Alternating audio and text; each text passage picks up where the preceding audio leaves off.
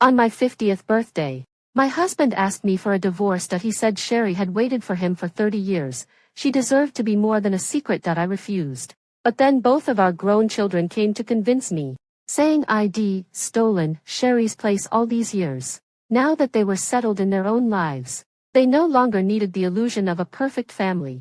It was time I stepped aside for Auntie Lou. When I woke up back in my 20s, pregnant with twins, 6 months along, and heard Sean demand I cook an 8-course meal with soup to celebrate Sherry's divorce, I turned around and went straight to the hospital. I scheduled the earliest abortion they had. Shueen finally left that deadbeat husband of hers.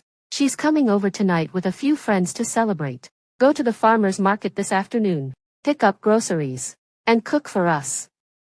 It's not a huge crowd, so just throw together an 8-course meal with soup. Make sure there's baked or grilled fish. Shueen loves that. The rest is up to you. Sean stood there, young and handsome, his face softening when he mentioned Sherry's name. I froze, staring at him in disbelief, until I looked down and saw my swollen belly. The wall calendar read December 22nd, 1995. I was sure of it now. I'd been reborn. Back to the 6th month of my twin pregnancy, Sean adjusted his tie, sleek briefcase in hand. Running his fingers through his cropped hair in the mirror. As he headed out, he paused. Oh, and no green onions. Shueen can't stand the smell. She likes it spicy, though. Load up on the chili peppers. When I didn't answer, his voice turned sharp. Are you even listening? My mind was blank. I muttered a yeah, and he left. Satisfied, Sherry's brother had once taken a knife for Sean, so Sean treated her like family. After her marriage fell apart, Sherry leaned on him for comfort. Eventually, with Sean's help, she divorced her husband, and they grew closer. Meanwhile, I was drowning in diapers and school runs, oblivious until it was too late. By the time I realized it, I was a caged bird. No job, no savings, no way out. I stayed for the kids, refusing to give Sherry my place, but I never imagined my children would take her side. The memories of my death flooded back. A melted birthday cake. My loving children arrived late, followed by Sean and Sherry, holding hands like a married couple. Their first words weren't, "Happy birthday," but, "We need to talk." Sean said, "Shueen waited 30 years. She deserves this. We've wasted enough time. Let me go. Let yourself go, too." When I refused, my kids backed him up. My daughter glared. "You've kept Auntie Lou waiting all these years. Aren't you ashamed?" She called me a pathetic, clingy shrew. Said I'd embarrass them. My son was colder. "We don't need your perfect family act anymore. It's time you moved on." Then, with a sneer, "If Auntie Lou were our mother, we'd have married into better families." I couldn't believe it. My children thought I was holding them back. I raised my hand to slap him, but Shirley stopped it. "Joanne, this isn't how you parent," she chided, as if I'd pushed them away by caring too much. Furious, I swung at her, but Sean stepped in. "Look at yourself," he roared. "You're nothing like a mother. No wonder the kids want nothing to do with you." 30 years of rage exploded. I hit him instead. I smashed the cake into his chest, lunging. Then, the gas line exploded. The blast threw me down. My son yanked me aside, but only to drag Sean to safety. My daughter pulled Sherry out. As the ceiling collapsed, I crawled toward the door, only to hear the lock click from the outside. Flames swallowed me whole. The last thing I felt was regret. Now, staring at my pregnant belly, I made my choice. I don't want them. I walked into the hospital and booked an abortion. They scheduled it for a week later. Afterward, I ignored Sean's frantic pages and ate dinner alone. When I finally got home, the apartment was packed, peanut shells on the floor, cigarette smoke thick in the air, just like last time. Sherry's friends and Sean's friends were all waiting for me to feed them. Sean scowled. "Where the hell were you? I paged you a dozen times." "Forget it. Just start cooking. Everyone's starving." I tossed the hospital paperwork on the table. His face changed. "You didn't even buy groceries." I shrugged. "Guess not. What are we supposed to eat?" "Figure it out. You've got hands." Sean loved hosting, but I was 6 months pregnant with twins. The doctor had warned me against stress. I begged him to take them out instead. Had agreed, then did this again. Now, he looked stunned. "You said yes." I laughed. And you said you wouldn't bring them home. Two could play that game. Sherry stepped forward. Eyes wide. Joanne. Do you hate me? Is that why you want Cook? She expected me to smooth things over like always. Not this time. Yes. I hate you.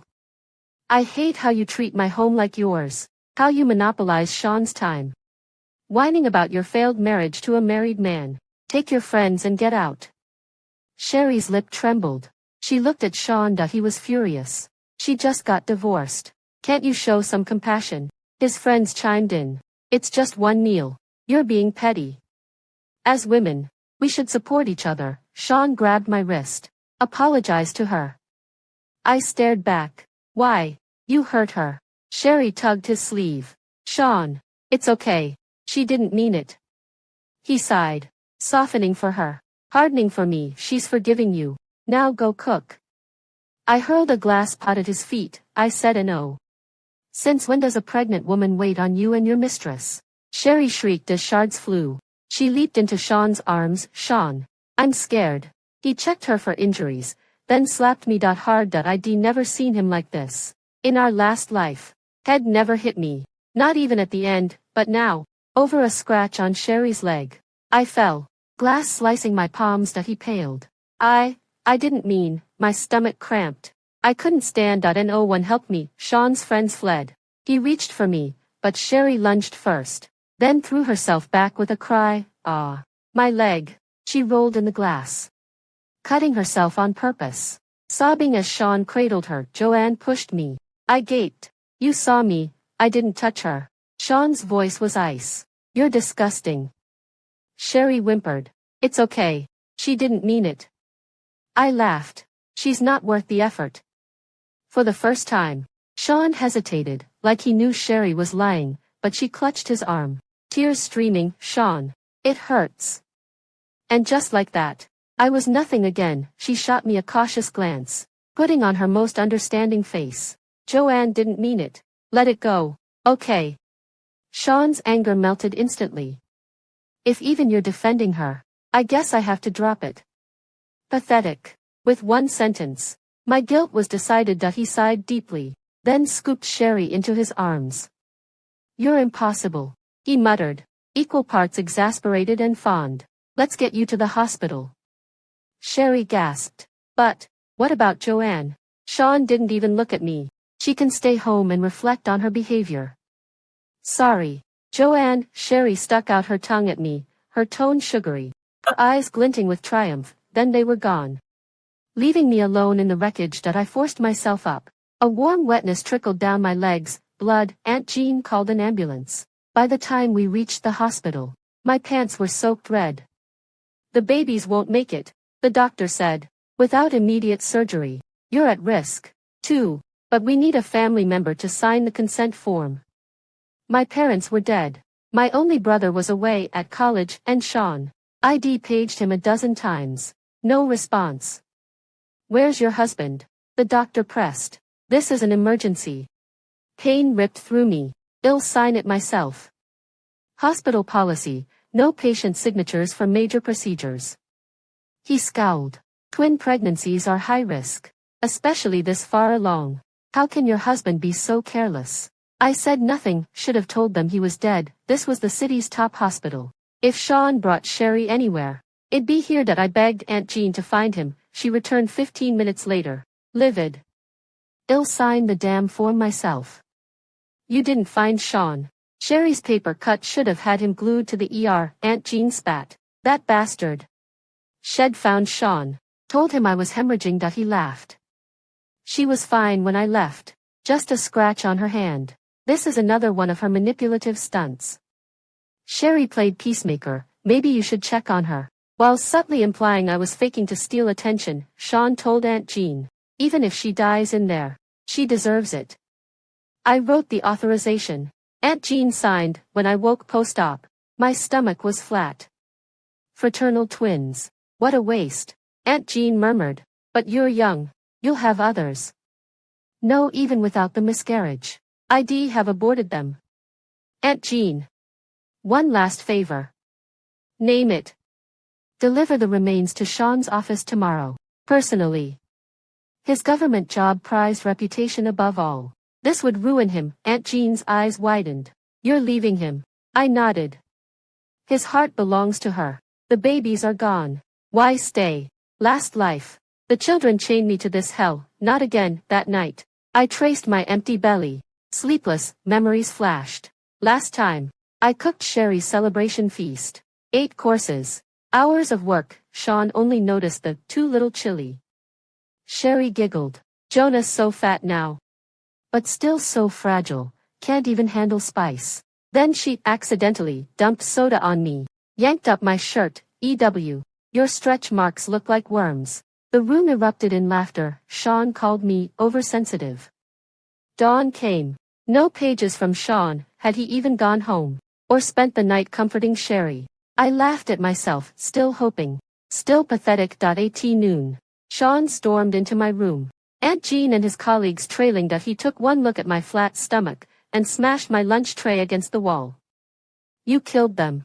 Veins bulged in his neck. Over a slap. They were alive. Joanne, how could you be so petty? I met his rage with ice. You, get them out of me. Aunt Jean stepped forward.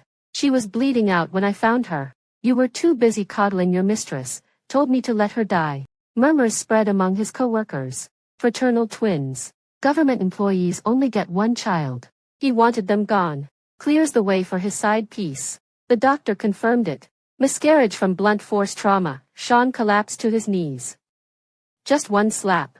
It couldn't. He grabbed my hands. Well, have more babies. Forgive me. I pulled free. Divorce. Or I press charges.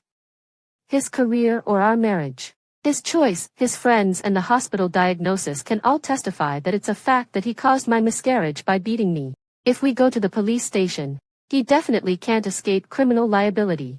If something illegal happens in a government-affiliated agency, he won't be able to keep his secure job. I originally planned to slowly figure out the divorce after the miscarriage. But now, this situation has given me a chance to get away quickly. Sean didn't care about me in the first place. It's quite clear how he should choose between his future and our marriage. Sean didn't expect me to be so determined. He left with a, let me think about it, and ran away looking lost. In the afternoon, I went through the hospital discharge procedures and went back to pack my things. When I opened the door, it was still a mess. The bloodstains on the ground had turned dark brown, and the examination forms and medicine for the scheduled miscarriage were still there. Untouched. Humph. It turned out that Sean hadn't been back home since he took Sherry to the hospital. I casually tore up the documents and threw them into the trash can, along with the medicine. I simply packed a few clothes and moved back to my own home. Sean came to my door several times. And once, he even brought Sherry with him to apologize to me. But I didn't open the door. If I want to break up, I want to do it cleanly. When I got better, I contacted Sean to go to the city clerk's office to get a divorce. It's much easier to get a divorce now than it would be later. And there's no cooling off period. As long as Sean agrees, we can get the divorce certificate right away. Sean said he wanted to talk to me, and I agreed. I thought it was to talk about property division, but it turned out he had my job on his mind. Shuain just got divorced. She's a single young girl, and she can't support herself without a job. That job of yours is perfect for Shuain. I also helped you get that job, so I hope you can give it up to Shuain. If you agree, we can go get the divorce certificate today. Because of my marriage to Sean, I changed to a job closer to home. And this job was introduced to me by Sean through his friends. In my past life, just over a month after I left the company, before the baby was even born, Sean went to the company without my permission and handled my resignation, and then introduced the job to Sherry. They kept it from me, and I didn't know I had lost my job until I was done with my postpartum confinement and was ready to go back to work. Sean coaxed me by saying that the 2 children couldn't do without their mother's care, and he wasn't comfortable having a nanny take care of them. While I was hesitating, he found a lot of news about nannies abusing children and showed them to me, strongly persuading me to return to the family and take care of the children wholeheartedly. You can help Shuain, and at the same time, you can stay at home and take care of the children and me. It's a win-win situation. Don't hesitate anymore. He used a mother's love for her children to trap me at home, and I became a housewife without an economic source. Now that everything is out in the open and we've fallen out completely. He doesn't have the standing or the right to go to the company and handle my resignation for me, however. Although this job seems easy, it also means facing a lot of temptations. In my past life, not long after Sherry took over the job, she got into big trouble. Sean spent all his savings to bail her out. I can give it to her, but I have a condition. Sean raised his eyebrows and said, "Go ahead." I slowly said, "You leave the marriage with nothing." Joanne. Don't be too unreasonable. I picked up my bag and stood up. Then there's nothing to talk about. We'll see each other at the police station. Before I could leave my seat, Sean grabbed my wrist. I agree. I took out the divorce agreement that I had printed out a long time ago from my bag and filled in the blank parts one by one. I pushed the 2 copies in front of him. Sign it. After he had signed it, we went straight to the city clerk's office. After getting the divorce certificate, I felt a bit dazed. It turned out that getting a divorce was this simple. In my past life, I confined myself within the shell called family, never willing or daring to take the first step. I wasted my youth and ruined my whole life. Once you take the first step bravely, you won't worry about the second or third step.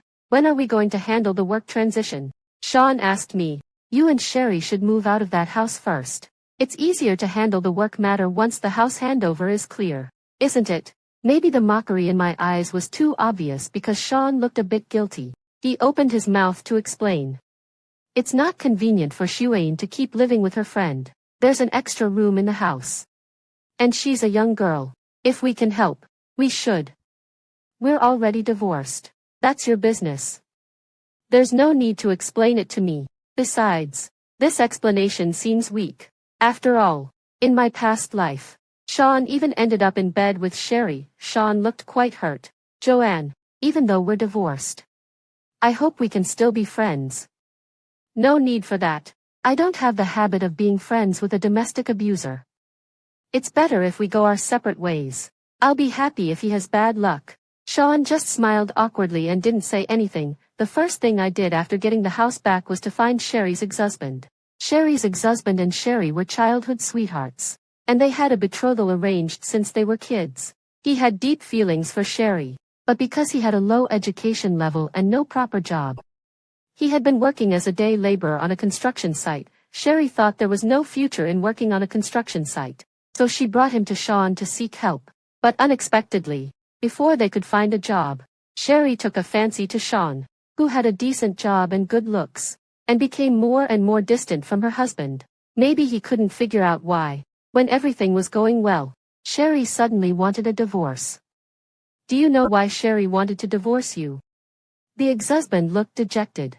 He thought Sherry had been dazzled by the prosperity of the big city and looked down on him. A poor guy. He didn't know that Sherry had already fallen in love with someone else and had set her sights on Sean. The divorce hit him hard. I heard that now he has no interest in working and just stays in his rental room every day, drinking himself into a stupor. It's because I'm not capable. I shook my head and put a stack of photos I had collected in front of him. There were photos of them hooking arms at a party and photos of them going in and out together like a married couple after they started living together. In the photos, Sherry and Sean were very intimate, and Sherry looked at Sean with love in her eyes. Sean was stabbed. Sherry's ex-husband went to his workplace and accused him of seducing a married woman and breaking up his marriage with Sherry. During the argument, the ex-husband, who was in a fit of anger, took out a fruit knife and stabbed Sean. If the security guards hadn't arrived in time, Sean might have lost his life. Although he was lucky enough to survive, his body was severely damaged, and he could never be the same again. His reputation was ruined because of his improper behavior, and in the end, he was punished by his unit and transferred to an idle position where he wasn't valued. Sherry was quite affectionate. She took the initiative to get a marriage certificate with Sean. I didn't go to their wedding, but Sherry went to great lengths to find me and gave me wedding candies. She looked very proud. Sister Joanne, without your help, I wouldn't have been able to be with Brother Yen. I should thank you. I smiled and took the wedding candies from her. A scumbag and a slut deserve each other. Even without me, you two would have ended up together sooner or later. So, don't thank me. If you want to thank someone, thank yourselves for being so shameless and having no sense of morality. Sherry's face turned purple with anger, and she stamped her foot and left angrily that I got a new job. And my life gradually got back on track. The next time I saw Sean, he had a beard and looked haggard. Shuain took kickbacks and embezzled the company's property, and it was discovered. She needs to pay a large sum of money. Joanne, can you help me? It's not surprising that Sherry got into trouble. But, strangely, Sean came to me for help. How can he be so thick-skinned? Sean, what's our relationship? And what's Sherry's relationship with me? Sean mumbled, and a look of embarrassment flashed across his face. Joanne, I have no other choice. If we can't make up the money, Shuain will have to go to jail. When we got divorced, you got the better deal by making me leave with nothing. You can keep the house. But can you give me back my savings? 3 words. No deal. You've wronged me, and I deserve everything I got. How dare he think of asking his ex-wife for money to help his mistress after the divorce, Sean said angrily and shamefully. Shuain is still so young. She just made a small mistake. Can't you give her a chance to start over? Are you really that heartless to ruin the rest of her life? The reason she made a mistake is that she has no professional ethics and no bottom line. Whatever happens to her is her fault. She deserves it. And it has nothing to do with me. There's no need to chat with him. I pushed Sean away and left. Joanne, you're so heartless. His words came from behind me. I turned around. If you want to help Sherry, there's a way. A look of joy appeared on Sean's face. Tell me.